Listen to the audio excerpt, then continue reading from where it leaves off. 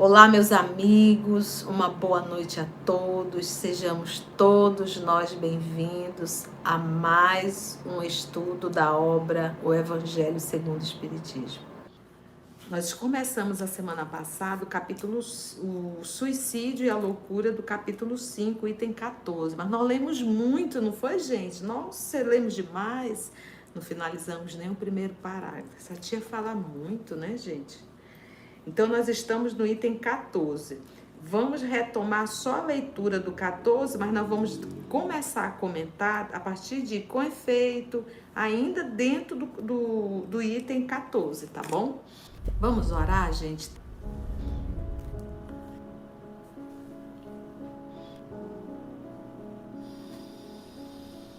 Então, nesse momento, num ato de extremo respeito ao nome que iremos pronunciar, aos nomes,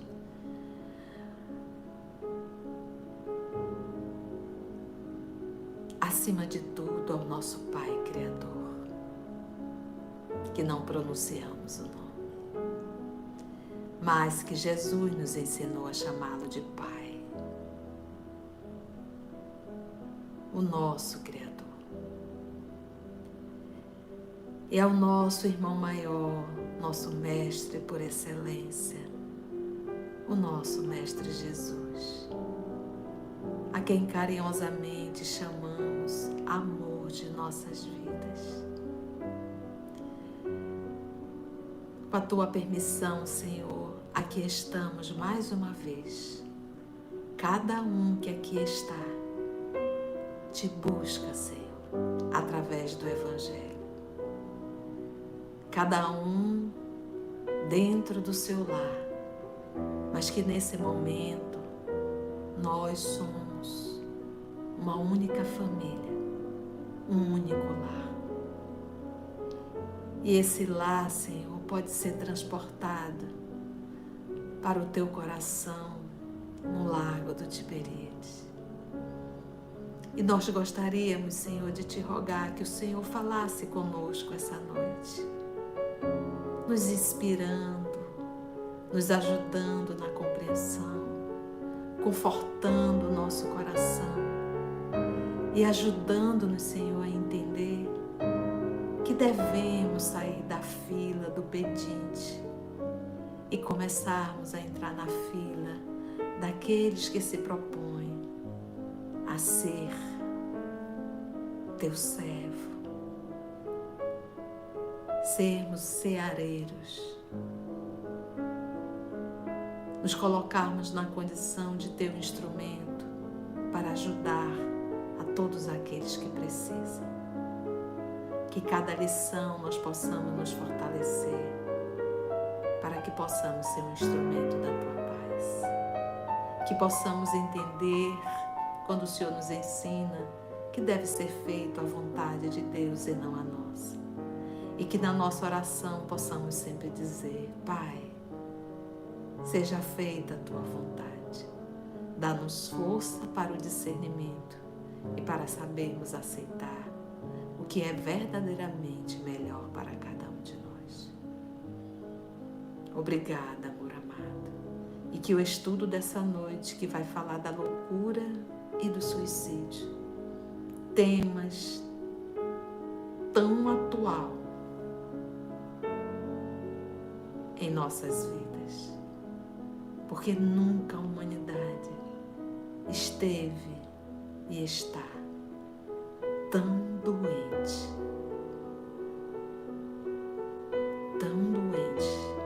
psiquicamente, emocionalmente. Muito obrigada, que os bons espíritos possam conduzir o nosso trabalho. Gratidão, Senhor, que assim seja.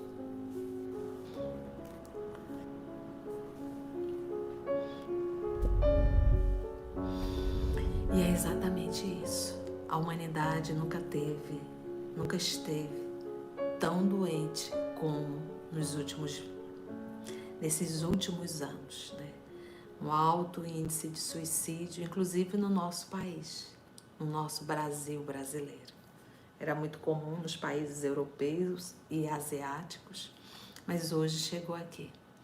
e não só entre os adultos, mas também entre as crianças. Então, esse texto que os Espíritos trouxeram e Kardec codificou através do Evangelho segundo o Espiritismo, está nos falando exatamente disso, do suicídio e da loucura. Então, quando a gente fala da loucura, ela tem sim um quantitativo orgânico, né? Mas o fato de nós termos uma predisposição, isso não quer dizer que isso pode vir a acontecer. Então, há uma predisposição, não necessariamente vai acontecer. Mas esse vai acontecer ou não vai acontecer vai depender exatamente da minha saúde mental, da minha saúde espiritual. Então, hoje nós temos assim que cuidar bastante da nossa saúde mental. A gente precisa buscar a saúde mental, a gente precisa buscar o silêncio mental. E hoje nós temos um agravante que é o excesso de informações. Nós temos um agravante de estar sempre com o aparelho nas nossas mãos, com um volume muito grande de informações, um volume muito grande de mentiras, um volume muito grande de comportamentos inadequados, e a gente ali poluindo a nossa mente. Então, infelizmente, nós temos um instrumento que é maravilhoso, mas nós não sabemos administrar. Então, como muitos de vocês estão aqui através do canal do YouTube. De repente, foi em busca de um estudo e o YouTube já indica o nosso canal com estudos. Então, existem coisas maravilhosas? Existem. Existem muitos estudos maravilhosos, existem várias palestras maravilhosas, nós temos um material científico, nós temos aulas de português, de inglês e francês. Então nós temos muito material, mas nós temos uma tendência muito grande de perder tempo. Então a gente às vezes passa muito tempo assistindo vídeos que não nos acrescentam em absolutamente nada. Aí você vai dizer, mas tia, às vezes a gente quer sorrir um pouquinho. É verdade. Às vezes a gente quer ver uma besteira, né? Não tem problema. Mas a gente não pode também fazer disso algo que se estenda muito. Porque às vezes, toda vez que eu pego e entro numa rede social e entro numa plataforma, eu vou estar sempre buscando besteira para estar rindo. Então, vamos repensar. E isso tudo vai me promovendo um desenvolvimento intelectual, vai me promovendo um desenvolvimento moral, vai me dando subsídios para que eu possa saber lidar com as dificuldades da vida, com as vicissitudes da vida. Então, se eu passar muito tempo só vendo comédia, piadas, músicas engraçadinhas, pegadinhas, e quando a vida me chamar ao testemunho, quando a vida me levar para a porta estreita, eu terei subsídios para saber lidar com esse momento? Ou eu vou enlouquecer?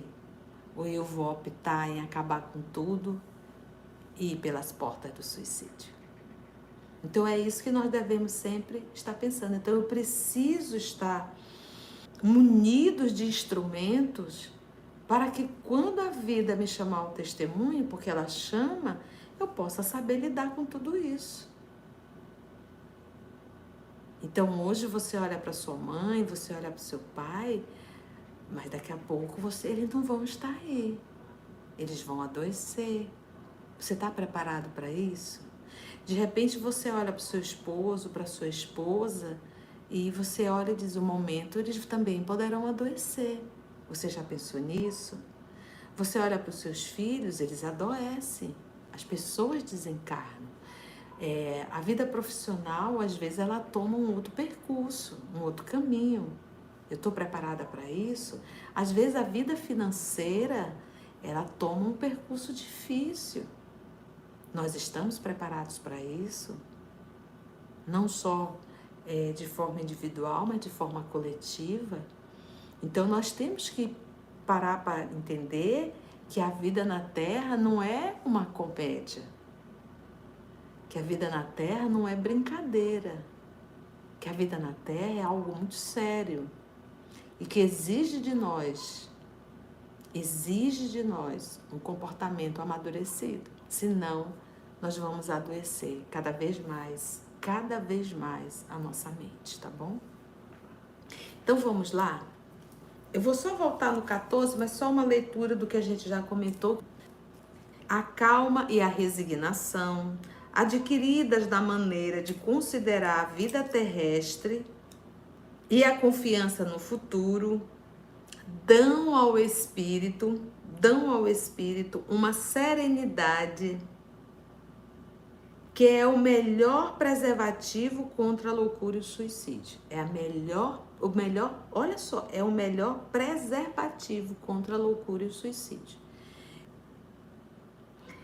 Agora vamos nós. Com efeito, é certo que a maioria desses casos de loucura se deve à comoção produzida pelas vicissitudes que o homem não tem coragem de suportar. Olha a afirmação que ele faz. É certo que a maioria desses casos de loucura se deve à comoção produzida pelas vicissitudes que o homem não tem coragem de suportar. O nosso querido Chico Xavier, ele fala lá no Pinga Fogo que normalmente o esquizofrênico,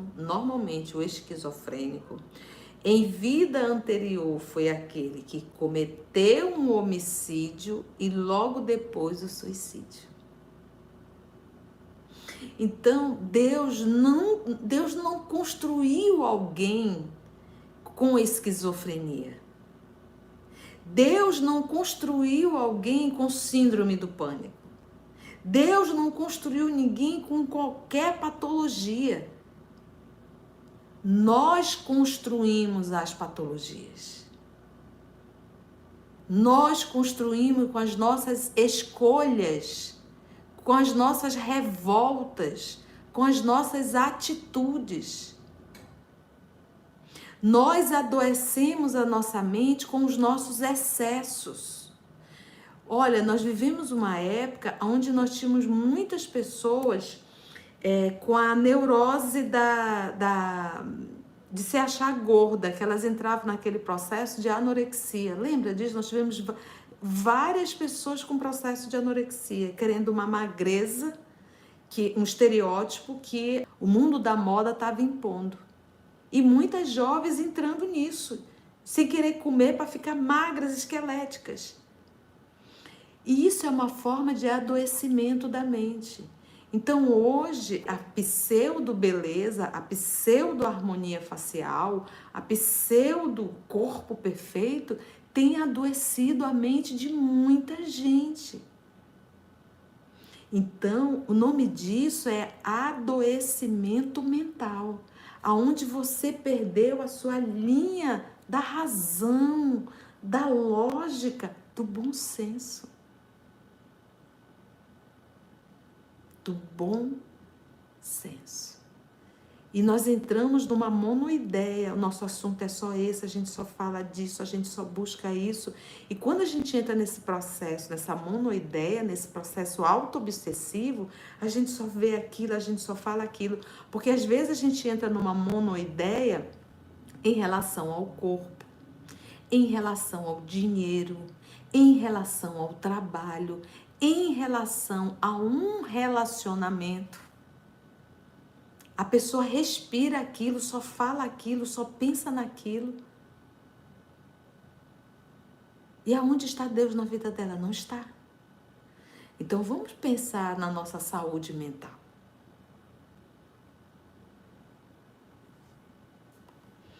Então, com efeito, é certo que a maioria desses casos de loucura se deve à comoção, né, a um sofrimento, a algo produzido pelas mudanças da vida, né, vicissitude, que o homem não tem coragem de suportar. Então, ele foge. Ou ele surta, ou ele se mata.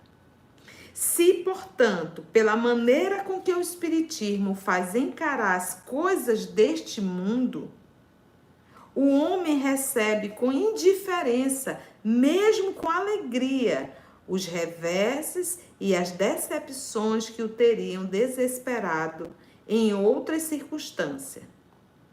Então, olha o que ele fala. Se, portanto, pela maneira com que o Espiritismo faz encarar as coisas. Então, se a gente pegar os cristãos na época de Jesus, vamos pegar aqui o caso do Rufo, né?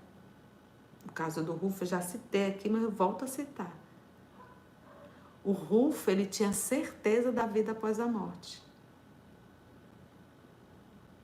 Ele tinha certeza do Cristo. Então, mesmo ele tendo que negar Jesus, ele não nega, ele não abjura. Mesmo sabendo que as filhas e a esposa seriam vendidas para um outro proprietário na condição de escravos.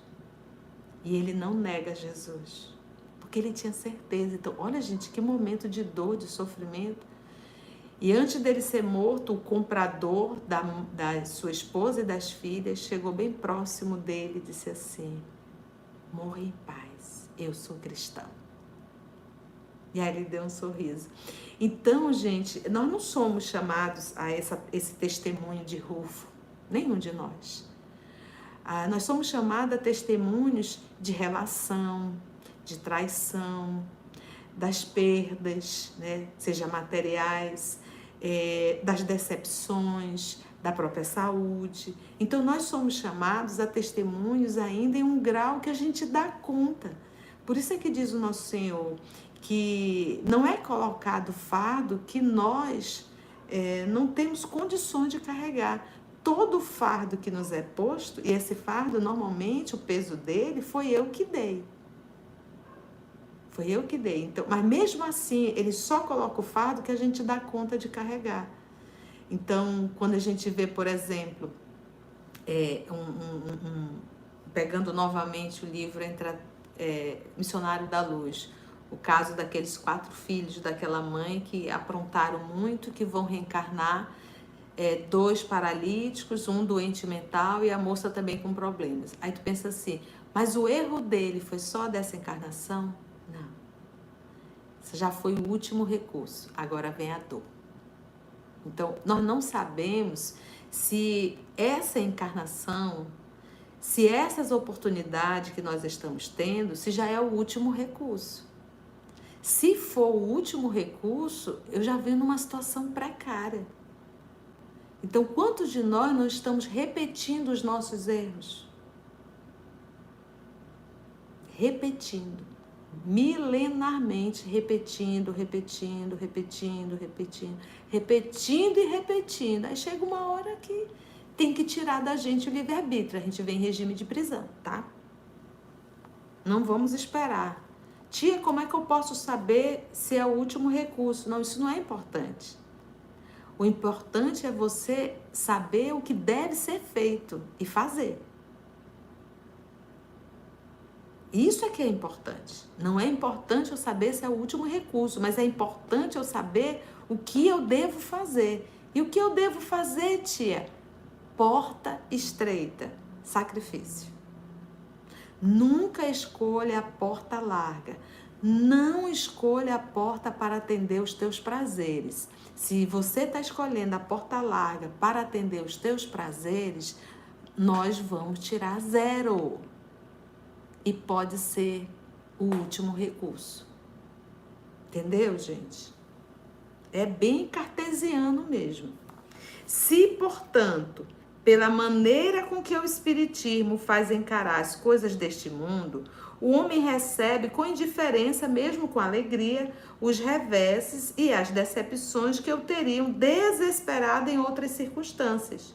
É evidente que essa força que o coloca acima dos acontecimentos preserva-lhe a razão dos abalos que, se não fora isso, a teriam perturbado. Olha, preserva a razão.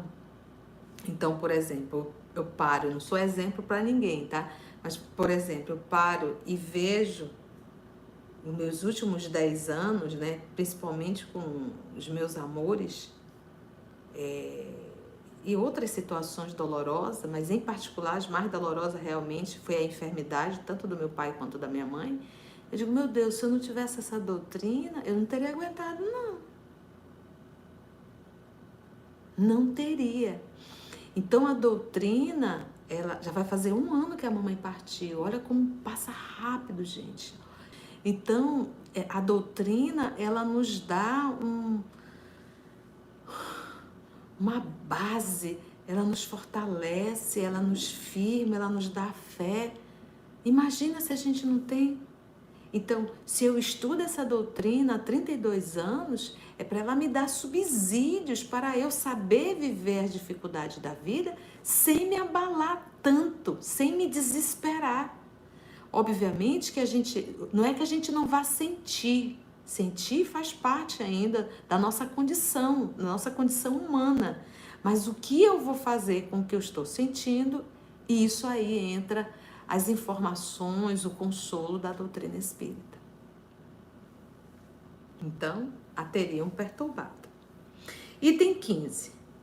Dá-se a mesma coisa com o suicídio. Então, aqui ele falou da loucura. Então, agora vamos ver o suicídio. Dá-se a mesma coisa com o suicídio.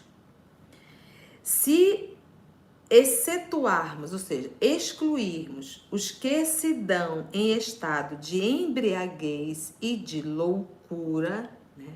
Então, uma pessoa que está no estado de loucura, né? Até mesmo a esquizofrenia, e comete o suicídio, ela vai sofrer as consequências, mas terá atenuantes. Então ele diz, dá-se a mesma coisa com o suicídio, se excluir os que se dão em estado de embriaguez, pessoa alcoolizada que perde um tanto a consciência, e de loucura, já explicamos, aos quais se pode chamar de inconscientes, né? Agora, se você pensa, eu vou então me alcoolizar para aí sim eu fazer o suicídio, foi tudo planejado. No momento que você disse, eu vou me alcoolizar para eu fazer o suicídio, você vai responder por isso. Agora, outra coisa é você realmente estar muito triste, muito decepcionado, muito deprimido. Aí você vai só tomar uma bebida e nessa acaba cometendo suicídio. Gente, para quem quer saber de suicídio detalhadamente, tem um estudo no Livro dos Espíritos e nós estamos fazendo Memória de um Suicida que está no canal, tá bom? É evidente que tem ele sempre por causa um descontentamento.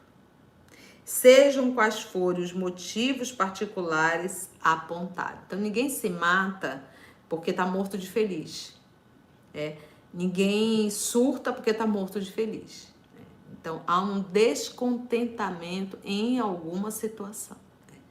Então, vamos pegar o Memória de um Suicida, né? Camilo, ele descobriu uma patologia, a sífilis, e ele estava, inclusive, ficando cego. Então, ele, como escritor, está cego, e ele se preocupava com o que os inimigos dele iriam falar. Então, ele preferiu o suicídio. Então, nós vamos observando que as dificuldades, as vicissitudes são bem parecidas. Todos nós, pode prestar atenção, as nossas dificuldades, as nossas vicissitudes, elas são muito parecidas. Por quê? Porque nós somos muito parecidos a nível moral uns com os outros. Muito parecidos. Então, a gente acaba vivendo experiências muito parecidas. Porque todos nós que estamos aqui no planeta Terra, na condição de terrícolas, nós somos espíritos em processo de aprimoramento, né? Incomoda a gente dizer, eu sou um espírito imperfeito, né? Não, Deus não faz nada imperfeito. Eu sou um espírito perfectível, ou seja, eu sou um espírito que tem capacidade de buscar o seu autoaprimoramento. Mas imperfeito, não. Nós estamos em processo de aperfeiçoamento. Ora, aquele que está certo de que só é infeliz por um dia e de que serem melhores os dias seguintes, enche-se facilmente de paciência.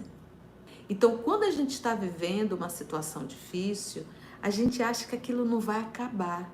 A gente pensa que aquilo não vai acabar. Esse é um pensamento curto. Esse é um pensamento de quem tem ausência da fé. Esse é um pensamento de quem não é espírita. Então, por mais longo que pareça, vai passar.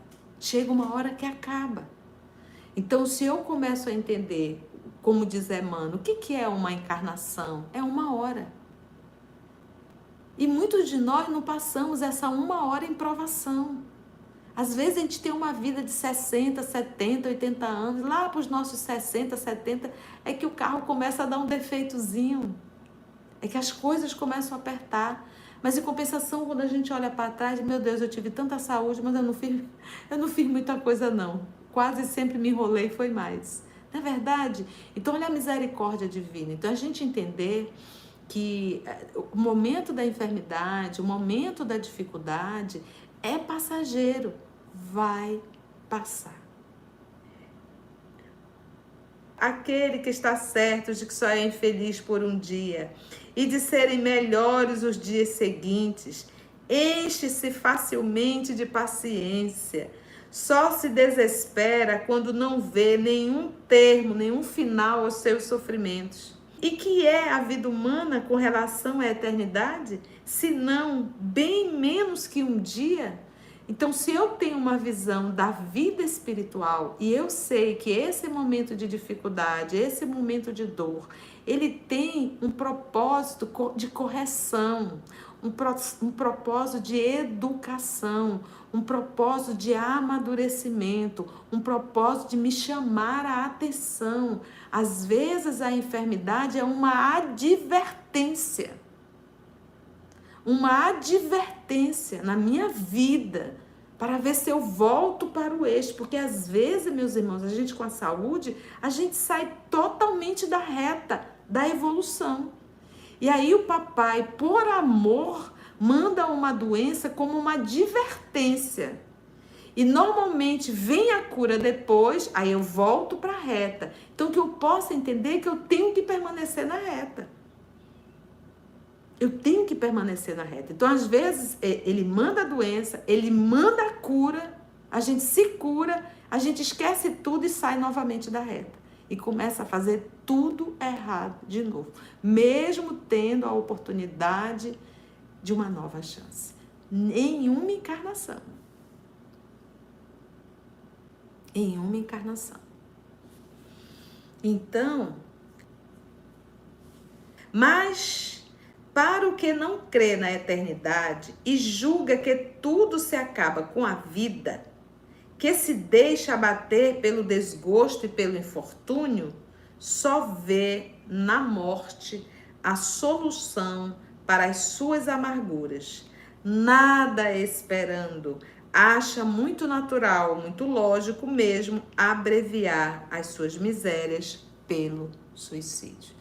Então, se ele não vê nenhuma porta de saída e nenhum propósito, nenhum motivo, para que permanecer sofrendo? Só que aí a doce ilusão. A primeira decepção do suicídio é não morrer. Então, vamos pegar o Camilo, da obra Memória de um Suicida. Ele estava começando a sofrer, já estava cego, praticamente cego.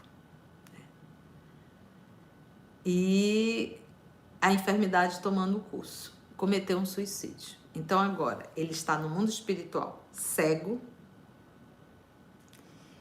e com um tiro na cabeça. A bom jorrar.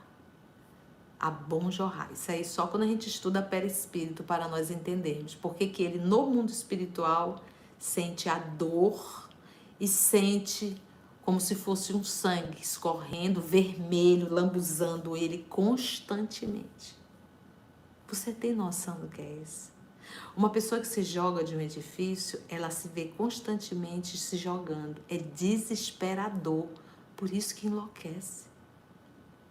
Uma pessoa que se forca, né? Ela tá ali constantemente tentando puxar, com falta de ar. Ela se vê constantemente. É constantemente. A pessoa fica aprisionado nessa cena. Gente, é desesperador. Então, fugindo de que sofrimento? Não tem. Eu vou entrar em um novo e pior sofrimento.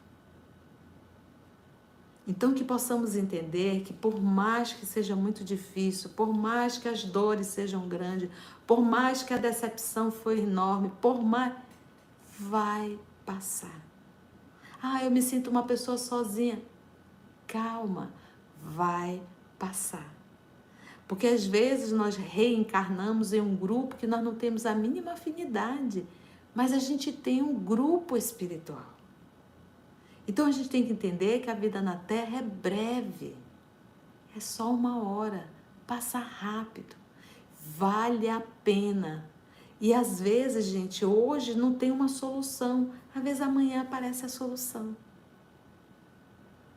Então que possamos nos fortalecer em Deus, em Jesus, e darmos continuidade e perguntarmos assim: o que eu tenho que aprender com essa dor? Qual a lição que eu tenho que aprender? Item 16. A incredulidade. A simples dúvida sobre o futuro, as ideias materialistas, numa palavra, são os maiores incitantes ao suicídio. Incredulidade, dúvida sobre o futuro, ideias materialistas produzem a covardia moral.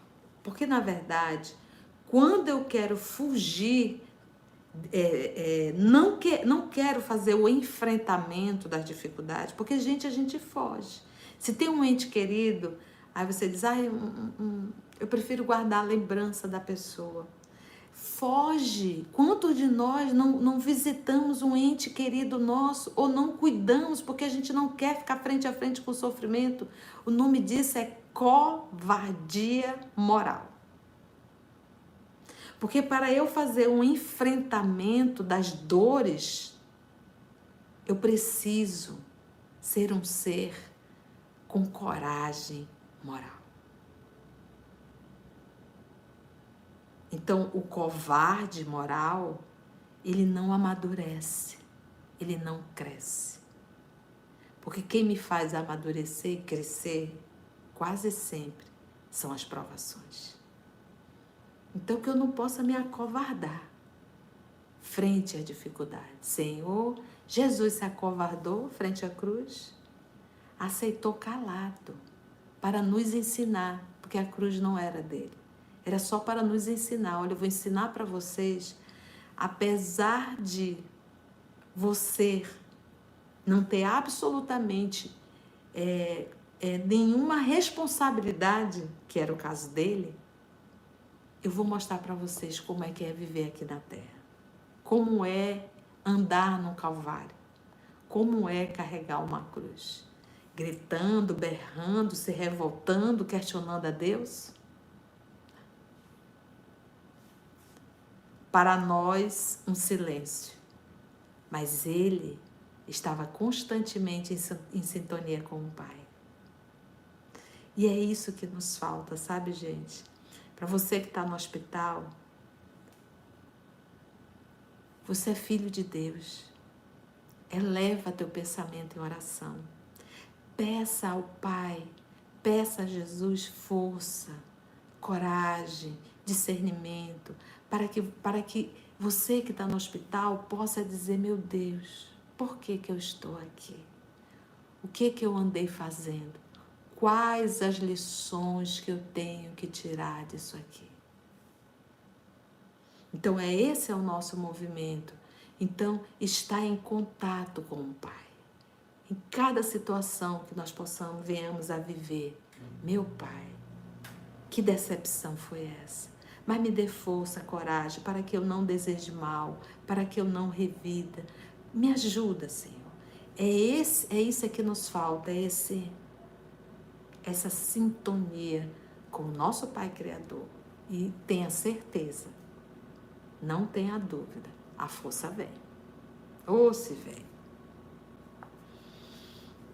Então, quando se vê homens de ciência apoiados na autoridade do seu saber, se esforçarem por provar aos que os ouvem ou leem que estes nada têm a esperar depois da morte, não estão tentando convencê-los de que, se são infelizes, o melhor que podem fazer é matar-se?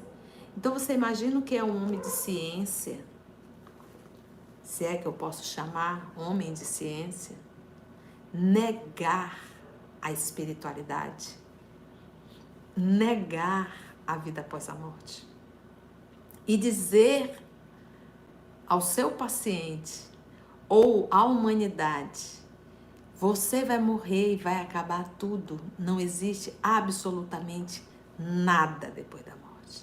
Você está em qual, se não existe nada, se vai acabar tudo, por que essa pessoa vai permanecer sofrendo? Então, para que viver com essa ideia materialista? Então, meus irmãos, quando nós subimos a um púlpito, o que nós falamos e o que nós falamos, como o outro vai receber e o que o outro vai fazer com aquilo que nós falamos e divulgamos, nós teremos que responder. Se nós somos formadores de opiniões, nós somos responsáveis por aquilo que falamos e fazemos.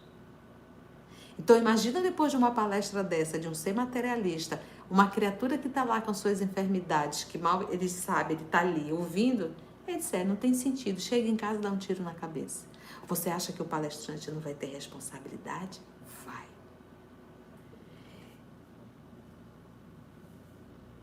Que eles poderiam dizer para desviá-los dessa consequência? Que compensação podem oferecer-lhe? O que o materialista pode oferecer? Que esperança eles podem dar? Nenhuma. A não ser o nada. O próprio Divaldo, ele conta um caso desse nas palestras antigas dele. Ele disse uma experiência que ele viveu. Uma psiquiatra, o esposo era psiquiatra e o filho queria ser padre. Então os dois acharam isso um absurdo e perguntaram se ele estava com algum problema na área sexual, que eles eram profissionais da psique, então que eles poderiam conversar, que não existe Deus, não existe alma, não existe céu e inferno, são invenções de mentes infantis, né? E ele olhou para a mãe e disse assim, mãe, a senhora me garante que não existe nada? Ela disse, não, meu filho, não existe nada. Ele foi no quarto, pegou o revólver do pai e deu um tiro na cabeça. Estava lá ela na mansão do caminhão, atrás do Divaldo, para ter um consolo. Então, olha o perigo. Quando nós falamos, então, nós profissionais, nós seres humanos, nós não temos, se eu dissesse, eu sou ateu, guarda para ti. Fica você sozinho com a sua encrenca. Não assuma a responsabilidade de divulgar isso para ninguém. Porque esse alguém pode te admirar e pode seguir teus passos. E você vai ter que assumir essa responsabilidade. Então ele diz assim, qual é a esperança que eles podem dar? Nenhuma, a não ser o nada. Daí se deve concluir que, se o nada é o único remédio heróico, a única perspectiva, mais vale cair nele imediatamente, no nada, e não mais tarde, para sofrer por menos tempo. Então a ideia do nada, se não tem nada, o que eu vou ficar fazendo aqui? O menino já estava insatisfeito, ele queria ser padre, os pais não deixavam. Aí disse, tá, então eu vou acabar logo com isso. Minha mãe garantiu que não tem nada, para que eu vou ficar aqui sofrendo? A propagação das ideias materialistas é, pois, o veneno que inocula, ou seja, que incute a ideia do suicídio na maioria dos que se suicidam. E os que se fazem seus defensores assumem terrível responsabilidade. É o que nós estávamos falando. Não é só uma responsabilidade, é terrível responsabilidade. Porque, meus irmãos, quando eu sou formadora de opinião, eu assumo as responsabilidades do que eu estou divulgando. Então, imagina você um artista, um cantor, e você ali incentiva quem lhe segue as drogas, a sensualidade, vai sofrer as consequências dessas escolhas e na condição de influenciar outros jovens. Os que fazem seus defensores assumem terrível responsabilidade. Com o espiritismo, a dúvida já não é possível. Modificando-se, portanto, a visão que se tem da vida. O crente sabe que a existência se prolonga indefinidamente para além do túmulo, mas em condições muito diversas. Daí a paciência e a resignação que o afastam muito naturalmente de pensar no suicídio.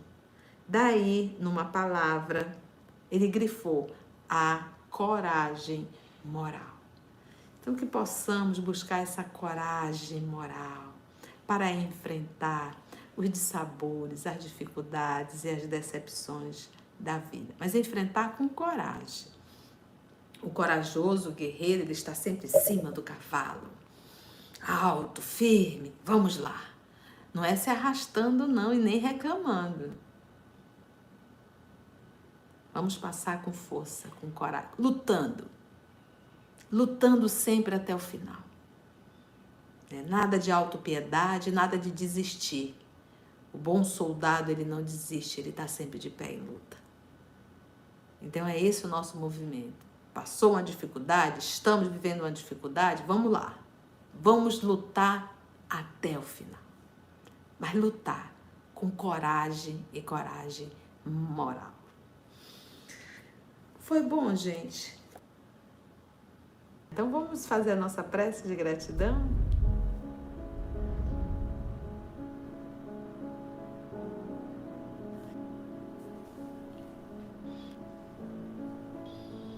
Senhor da vida,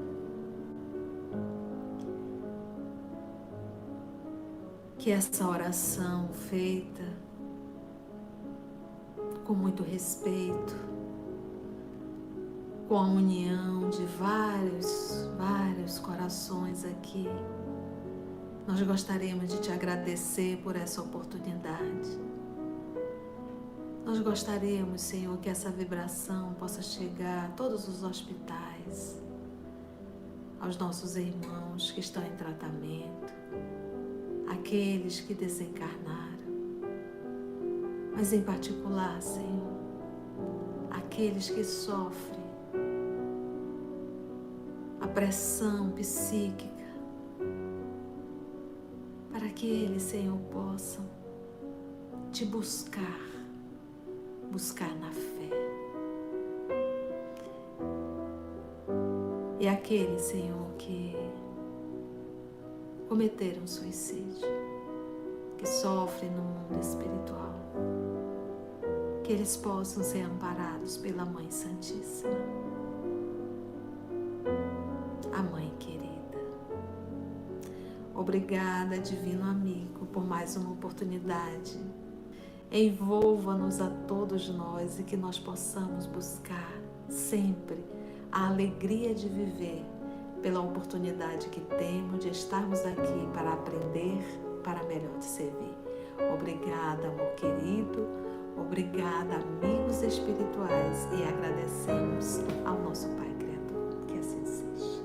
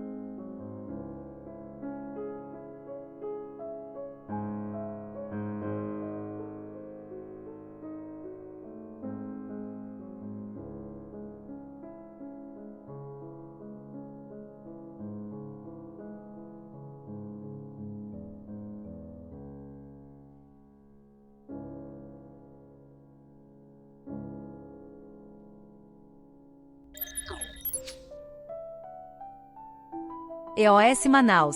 Estudando para servir ao Cristo. Visite nosso site em www.eosmanaus.org. No YouTube, procure o canal EOS Manaus. Participe do nosso grupo no Facebook. No Instagram somos @EOS Manaus.